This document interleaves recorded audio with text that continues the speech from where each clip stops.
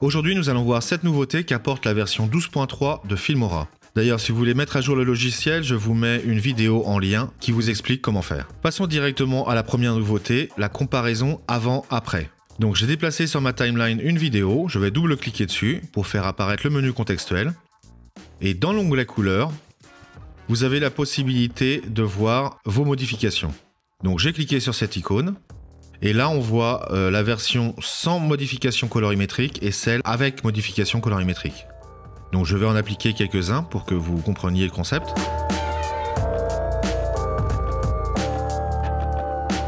Donc on voit que la version originale reste intacte et on voit les résultats de nos modifications. Ce qui peut être très utile quand on fait de la colorimétrie. La deuxième nouveauté, c'est l'ajout de roues de couleurs.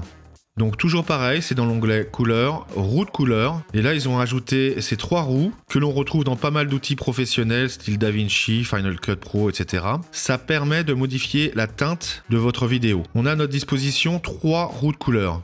Celle qui correspond au ton clair, ton moyen et les ombres.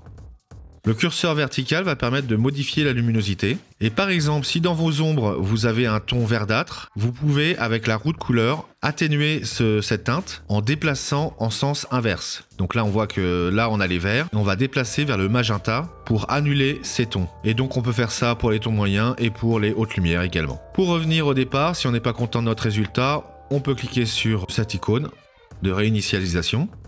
À noter qu'on peut ajouter des images clés.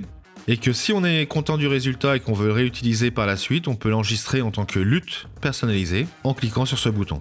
La troisième nouveauté, c'est la possibilité de rendre plus net ou plus flou d'ailleurs nos vidéos. Pour cela, il faut aller sur couleurs, toujours pareil, mais là on va sur l'onglet basique.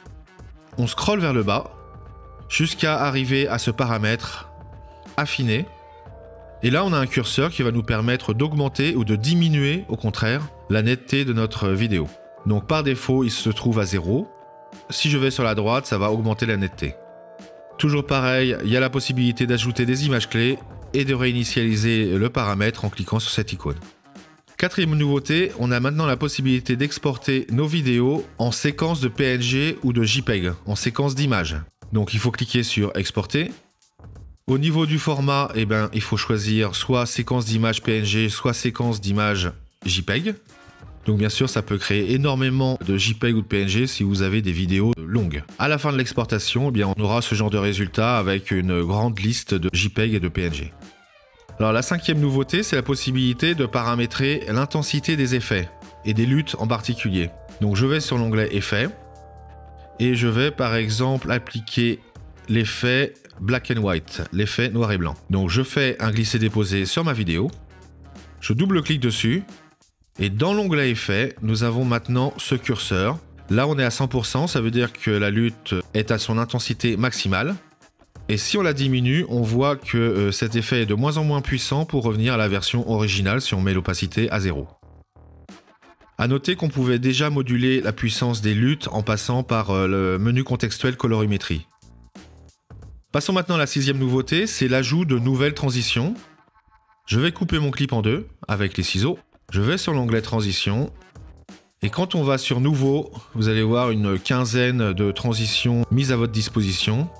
Par exemple, celle-là, ça simule l'ouverture d'un réflexe.